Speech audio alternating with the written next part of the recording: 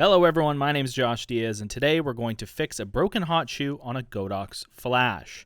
So this is my Godox V860 Mark II S for Sony, and you can see I've taped it up with orange because it's broken. The hot shoe on the bottom was torn off. I tore it off when I put it on a stand. I think I was just in a hurry or something, but I just tore all of the contacts off, and it's functionally broken. You can see I have no battery in it either. I'm going to be working on this device with a simple screwdriver and a Phillips bit and a new part that I've acquired to fix the flash. So here's the bit for the screwdriver. It's a small little kit from iFixit. The handle's not from iFixit, but the bit is, and it's really small to get into the 4 screws that are on the bottom of the flash. Now, this is the replacement kit. I didn't get this straight from Godox. I got this on Amazon.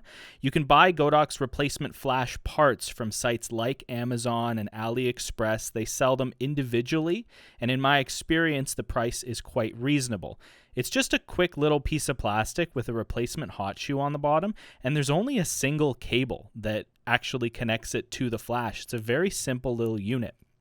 It has the little hot shoe protector. That's how it ships. And honestly, my first opinion was that this new part, the replacement, is built a little better than the part that came with the unit. It's a little more durable. There's more metal. Of course, my unit has been torn to pieces, but that's just my opinion. Now, this new piece looks pretty good. So the goal is to take this old piece off of the bottom. Now, there are 4 Phillips screws on the bottom of these V860 flashes. That's going to be the case for all camera models, all camera brands like Sony, Nikon, and Canon.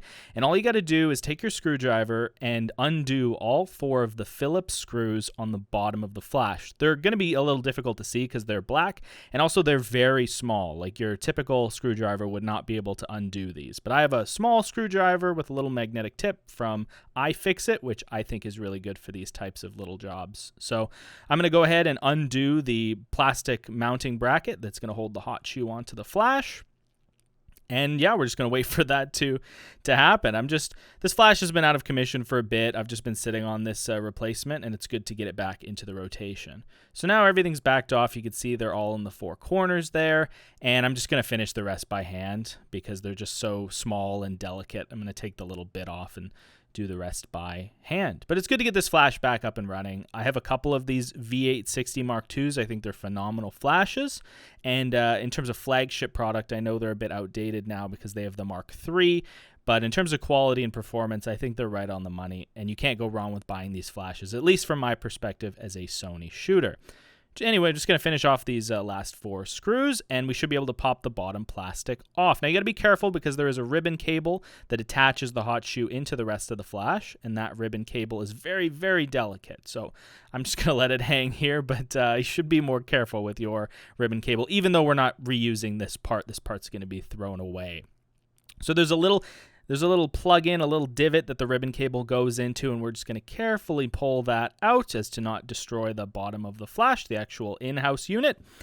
And that's the part is taken off, so we're ready to put on a new one. And I'm trying my best to show you like the little area the plug-in goes in, but it's very thin, but it's also very obvious where that little part plugs in. It's a little white piece of plastic that has the same kind of divot, kind of hole for that ribbon cable that you would expect. So I'm moving it around a bit, but that's where that goes. And now we're going to introduce our new part. So just comparing the new parts, like I said, the new part looks a bit more well-constructed than the old part. So I like to think that in terms of an OEM manufacturer, Godox has put a little more work into these replacement units than the ones that come with the actual unit. You can't see it just from this distance from the camera, but there's more metal on the OEM replacement as well. The screws are slightly bigger on the inside. It doesn't affect the fitment, but like holding the flash on, everything looks a little more robust, and I'm happy to see that from Godox. So here's probably the most difficult part of the process. You have to take that ribbon cable, which only has metal contacts on one side. So the inside has metal contacts like I'm showing you. And as I turn it around, the outside does not have metal contacts. It's completely blank. So you have to make sure you put it on correctly. Fortunately, it only fits on one way. so you're going to be able to put it on correctly anyway, or else you're going to have a pretty difficult time. And the most difficult part of this whole process is just pinching that ribbon cable and feeding it into its female receiver. Fortunately, it's not too difficult, but you have to try your best not to damage the ribbon cable, because that's what's going to be sending the signal from your hot shoe into the flash. And we're just going to feed that in as delicately as possible, and we have it. Very good.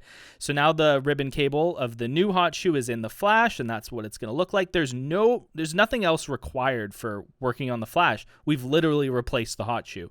And again, it's going to be like this on most of these bigger Godox flashes. It's a very simple process, and I'm happy to do it. So it snaps in. It's just a little bit of a press fit. There's not much of a click to it, but you will know when it's seated in the right position, and I'm just kind of moving it around to figure out if it's in the right position, which it is. And now all we have to do is reinstall the 4 screws. So we're going to bring those little black screws in again, and I'm just going to thread them in just by hand with the bit, because I don't want to over torque them. You're screwing into plastic. There's no like metal receiver on the inside, so it could be easy to over torque these, and that would be a problem because you would damage the plastic housing of the flash. But we're going to go very gently. I'm just going to do them hand tight right now, as tight as I can get them with a little bit, and make sure everything is seated properly before we go ahead and test the flash. So we're just going to finish it off with the last screw. I don't really have a plan for this replacement, like the piece that I've taken off. It's probably just garbage. And we're going to finish this last bit, and then I'm just going to go back with the screwdriver, and I'm just going to tighten them ever so tightly, get them a little past hand tight, just because I don't want my flash rattling around. This is the part of the unit that's going to hold the flash to your camera as well, so you don't want any play in this bottom plastic mounting piece that holds the hot shoe on, because then your flash is going to kind of jiggle on the top of your camera, and we don't want that. So we're going to mount it down nice and solid, just like the old one was.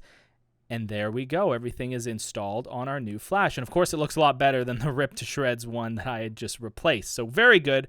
I'm very excited to have this flash back in the arsenal. But let's test it. Let's make sure that everything was installed properly. I'm going to go grab my battery from off the battery bank. Everything's fully charged.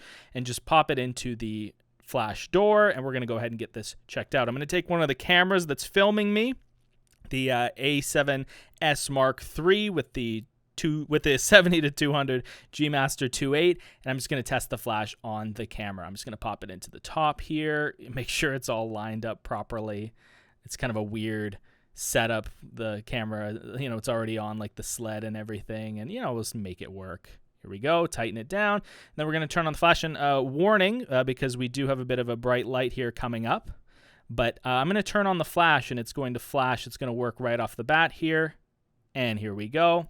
The flash is functional, and that's all it is.